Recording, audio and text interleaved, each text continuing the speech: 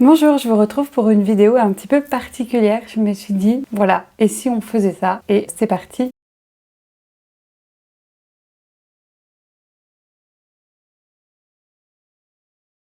J'ai décidé de faire cette vidéo sur les tropes parce que en réfléchissant à mes lectures de fantasy et en réfléchissant à cette idée de qu'est-ce que j'aime pas et pourquoi, je vous l'avais dit, franchement, en janvier, j'ai pas eu des lectures incroyables.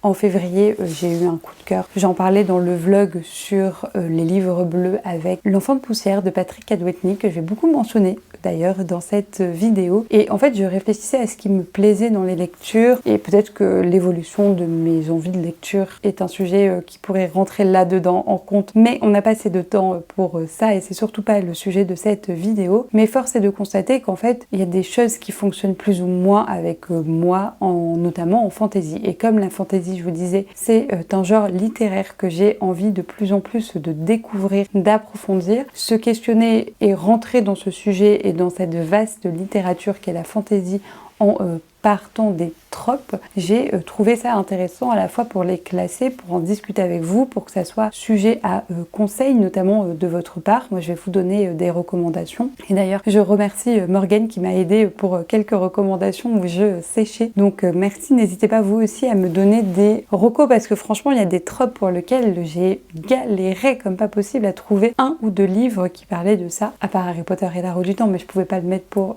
chacune des cases. Et donc, j'avais envie du coup de lister ça pour un peu moi aussi y voir plus clair, vous aussi, que ça soit peut-être un outil qu'on peut utiliser pour réfléchir à nos lectures et se recommander des lectures. En tout cas, moi je l'ai imaginé comme ça et puis j'aime trop les tier lists, j'aime trop regarder ça, j'aime trop classer, ça doit être mon côté un peu rigide sur certains trucs. Bref, j'aime bien et je me suis dit let's go. Donc j'ai réfléchi à X tropes, je sais plus combien il y en a, à peu près une quinzaine je crois. Donc c'est des tropes qui reviennent principalement d'après mes recherches et mes lectures. Et en fait trope c'est le mot anglais pour dire schéma narratif, arc narratif, manière de raconter le récit. Et donc c'est un peu des archétypes. Donc vraiment il faut prendre les tropes que moi je vais mentionner comme des figures grossières, caricaturales d'une manière dont on peut raconter le récit. Bien sûr, il y a plein de tropes qui vont ensemble, qui sont liés et c'est dans leur combinaison et donc dans cette complexité se jouent des choses intéressantes pour nous, lecteurs et lectrices. Et c'est vrai que c'est très artificiel de détacher comme ça les tropes les unes des autres. Mais n'empêche que l'exercice était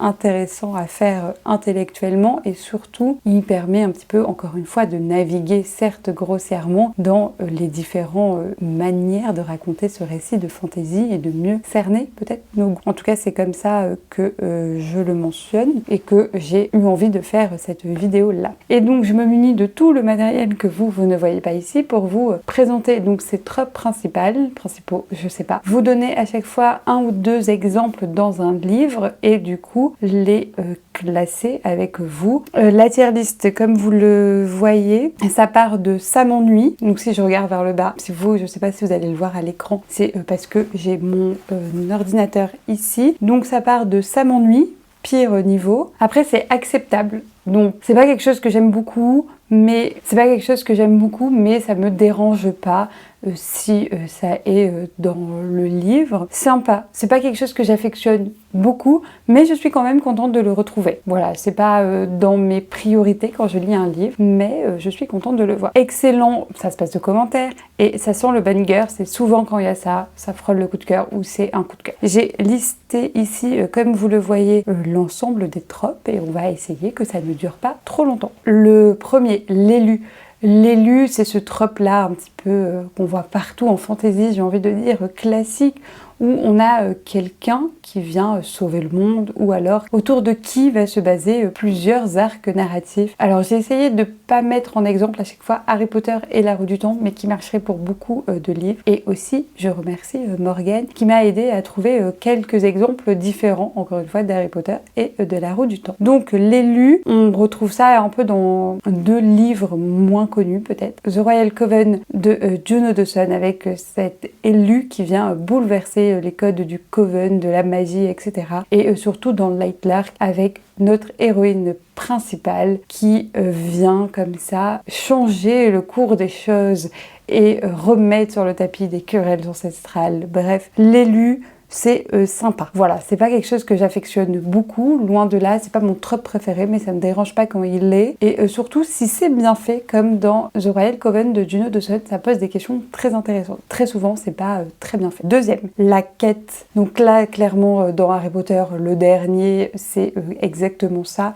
Il y a aussi ça dans Tia, donc dans La Voix des Oracles d'Estelle Faye, où cette jeune fille va devoir se mettre en quête pour retrouver son père, ou bref, quelque chose comme ça, je me rappelle plus exactement. Et c'est comme l'élu, c'est sympa, mais sans plus. Ça me dérange pas, c'est pas un truc que j'affectionne beaucoup. Très souvent, d'ailleurs, l'élu et la quête sont ensemble dans la fantaisie. Héritier secret. Donc là, clairement, la roue du temps, Rand, et dans Percy Jackson, c'est vraiment cette idée qu'on ne sait pas, que le futur héros ne sait pas qu'il est un héros, qu'il est prédestiné à faire des grandes choses, et en fait il va le découvrir. Et ça, c'est acceptable pour moi. Je trouve ça un peu irréaliste des structures sociales, mais bon, voilà, c'est sympa, c'est acceptable, sans plus. Rédemption. Et là, j'ai vraiment beaucoup de mal à trouver un livre qui parle de ça, et Morgane m'a parlé du Sorceleur, et comme j'ai pas lu ni vu la série, je peux pas vous en parler plus, mais pour ceux et celles qui auraient lu ou vu cette saga, et en fait, pourquoi pas si c'est bien fait, si c'est pas juste quelqu'un qui se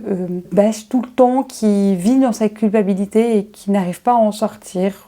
Voilà, je sais pas. En fait, je vais le mettre dans sympa. Je crois pas avoir lu de livre dont c'était un trope, mais ça m'intéresse du coup d'en lire. Si vous avez des recommandations, n'hésitez pas. Fun Family. Là, pareil, c'est l'idée que le héros, l'héroïne va découvrir des gens qui vont devenir sa famille. Évidemment, vous pensez à La Roue du Temps et à Harry Potter. Et en autre exemple, moi, j'avais L'Épée, la Peste et la Famine, où nos trois protagonistes vont former une famille, et dans Tiziri. Et en fait, j'ai choisi ça et je trouve ça intéressant. C'est pas quelque chose que je recherche en fantasy, ça m'intéresse pas, mais par contre, il y a des moments où c'est vraiment bien fait.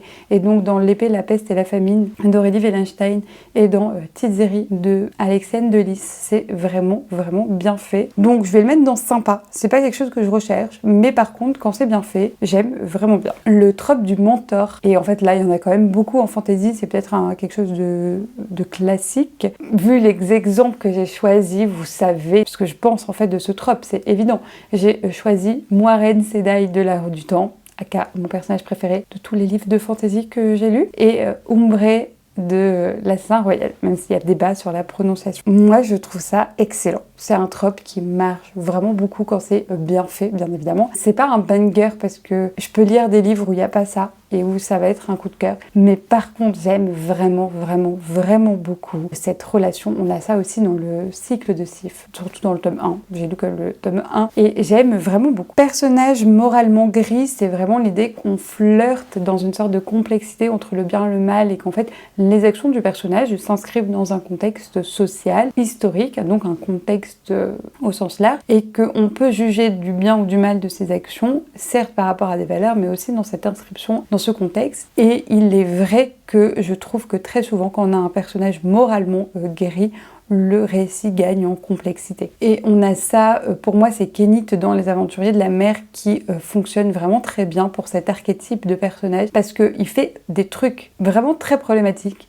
notamment tuer des gens, faire la guerre, mais il le fait pour des raisons qui se tiennent. En fait, il veut mettre fin à l'esclavage, et donc on a quelque chose d'assez complexe, d'assez nuancé, et c'est pareil, Estelle Faye dans Les Révoltés de Bohême, enfin la duologie sur les seigneurs de Bohême, qui fait ça très bien. Et en fait, c'est un banger pour moi, même si j'ai pas apprécié tant que ça Les Aventuriers de la Mer, mais en fait très souvent on est dans un truc de dark fantasy ou de fantasy beaucoup plus adulte, et en fait force est de constater que ça me touche beaucoup plus en termes de complexité, notamment dans les émotions que je peux ressentir, dans les actions, les événements qui sont racontés, que un truc un peu plus simple, ou un peu plus le bien versus le mal, que j'aurais pu mettre là d'ailleurs comme trope. Trope suivant, école magique. Évidemment, on pense à Harry Potter. On a aussi la 9e maison de Les Bardugo, où il y a, c'est quand même de la Dark Academia fantasy, et il y a aussi un truc que j'aimerais bien lire, je sais pas si un jour je me lancerai, mais c'est Zodiac Academy, dont j'ai vu plein de bons retours acceptables. Ça me transcende absolument pas, ça me dérange pas si c'est là, je préférerais que ça ne le soit pas très dérangeant en soi. Magie oubliée, et là c'était vraiment l'idée d'avoir un système de magie dont les protagonistes n'ont même plus écho, n'ont même plus de référence, n'ont même plus d'histoire. Et pareil, j'ai un petit peu eu du mal à trouver dans quel livre de fantasy j'avais lu ça récemment. Et le seul qui m'est revenu, c'est Capitale du Nord, écrit par Claire Duvivier, et Capitale du Sud, écrit par Guillaume Chamanadian. Donc cette série écrite à 4 mains, La Tour de Garde, où on a progressivement comme ça la magie qui se fait se remémorer à nos protagonistes, donc à Amélia et à... Ah, j'ai oublié son nom. Bref. Et j'aime bien, mais force est de constater qu'encore une fois, j'ai pas lu beaucoup de livres avec ça. Je sais pas si c'est une trope assez développée, donc j'aurais bien aimé le mettre dans excellent, mais du coup, je sais pas. Bon, je vais le mettre dans sympa parce que je peux pas le juger que sur un livre. C'est peut-être juste la valeur de la saga plus que la valeur de ce trope-là qui m'a fait aimer ces 6 livres quand même. Système de magie développé. Alors c'est le fonctionnement du livre repose sur ce système de magie qui est très développé. Il est vraiment au cœur du livre et c'est limite un personnage à part entière. La nuit tombe quand je filme cette vidéo et on est de plus en plus sombre. Et en fait pour vous donner un exemple, il y a Babel de R.F. Kuang parce qu'en fait pour moi tout le système de magie qui repose sur cette traduction, il induit les actions du livre. Et c'est parce que on a cette idée que traduire c'est distordre, qu'on peut du coup, enfin en tout cas dans le livre, on va aussi se questionner sur l'héritage colonial et du coup déconstruire des systèmes de pensée. Et dans la même optique, Morgane m'a dit que dans Vita Nostra, c'était la même chose. A priori, dans la saga Fils de brume aussi de Sanderson, mais ni l'une ni l'autre ne l'avait lu, mais c'est pour bientôt. Et donc, en vrai, je trouve ça excellent. Même si j'ai pas surkiffé, adoré comme la plupart des gens Babel, j'ai trouvé que le système de magie était incroyable et j'aurais aimé, c'est un de mes reproches, qu'elle le développe davantage en fait. Prophétie. Prophétie, je trouve que ça va très souvent avec le trope du élu, de l'héritier secret, etc. Évidemment, on va penser à Harry Potter et à la Roue du Temps, encore une fois. Et j'ai pas mis d'autres exemples parce qu'au bout d'un moment, il faut se rendre à l'évidence. Il y a tout dans ces livres-là. Et donc, prophétie, j'aime bien, mais il faut que ça soit bien fait. Encore une fois, et je trouve que très souvent c'est pas incroyable, ou très souvent ça justifie plein de choses. On sait pas trop le pourquoi du comment, y compris dans la Roue du Temps, en fait on sait pas trop pourquoi il va se passer ça, pourquoi il y a cette prophétie, enfin même si on en sait un peu plus dans le préquel, mais du coup je trouve ça un petit peu facile ce trope là, et je vais mettre ça dans Sans m'ennuie. Trope suivant, la présence de créatures magiques, et en fait une histoire qui se passe autour de ces créatures magiques, et donc là clairement, parce que je viens de lire le tome 2, toute la saga du prieuré de l'Oranger de Samantha Shannon avec ses dragons, et en fait toute l'histoire se base sur ces dragons, qui ils sont, comment ils sont arrivés, l'opposition entre les dragons de l'Est et de l'Ouest. J'ai mis aussi La Cité diaphane, où il y a quand même cette licorne, et je trouve qu'on n'en parle pas suffisamment, et aussi Vampiria, parce que les créatures magiques, notamment les ghouls, les vampires, tout ça, ont une place importante. C'est pas un truc qui m'intéresse plus que ça, même si j'aime bien les licornes, mais donc je mets ça dans acceptable.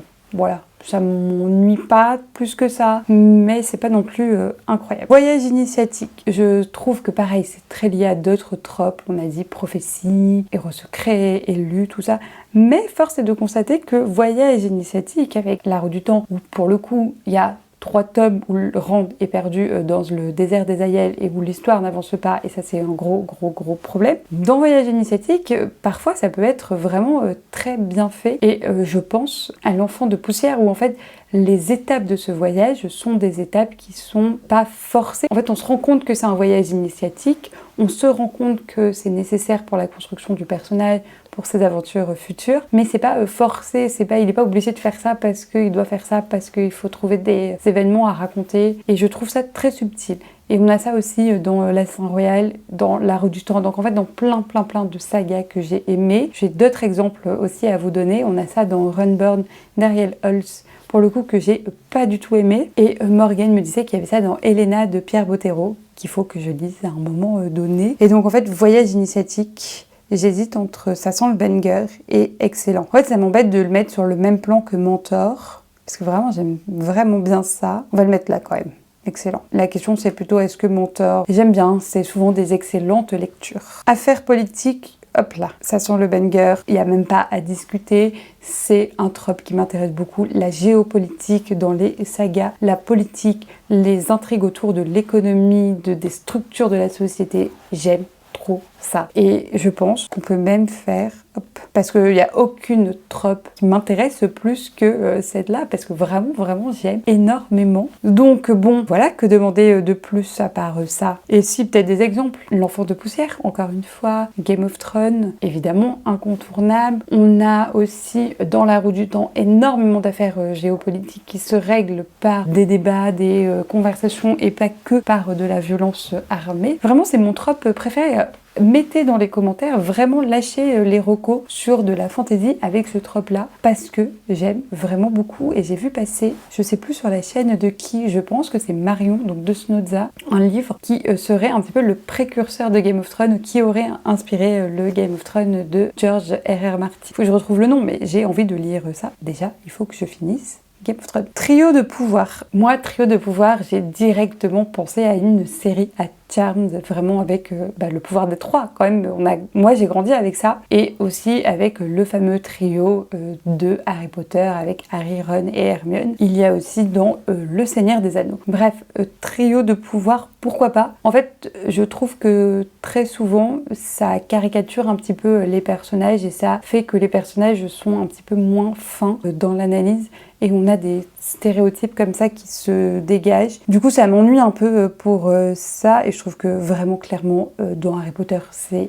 flagrant. Et comme vous le voyez ici, en fait, ça s'oppose à Moralement Guéri si on a cette idée de trio de pouvoir avec des personnages caricaturaux. Héros réticent, c'est héros malgré lui. Les Anglais ont un terme pour ça, mais je me rappelle plus. Et je trouvais que le mot anglais était peut-être plus parlant. Et donc, héros réticent, héros malgré lui. J'ai deux livres comme ça qui me sont directement venus en tête. Premièrement, c'est Boudica de Jean-Laurent Del Socorro. La meuf, même dans la vraie vie, elle a rien demandé. Elle n'a pas demandé à ce que son pays, sans la jeune géographique, se fasse envahir par les Romains, et donc elle a combattu fièrement les Romains. Et donc j'ai trouvé ça très bien fait, parce que c'est pas un héros, en l'occurrence une héroïne, malgré elle, mais qui a quand même envie d'y aller, vous savez, où elle dit non, mais si, et en fait, oui, elle dit vraiment non, et après, elle a pas le choix. Et ça, j'ai vraiment bien aimé dans ma lecture le fait qu'elle est un petit peu une héroïne du fait des circonstances. L'autre livre de fantasy dans lequel cela apparaît de manière flagrante, et je pense que c'était un trope réfléchi,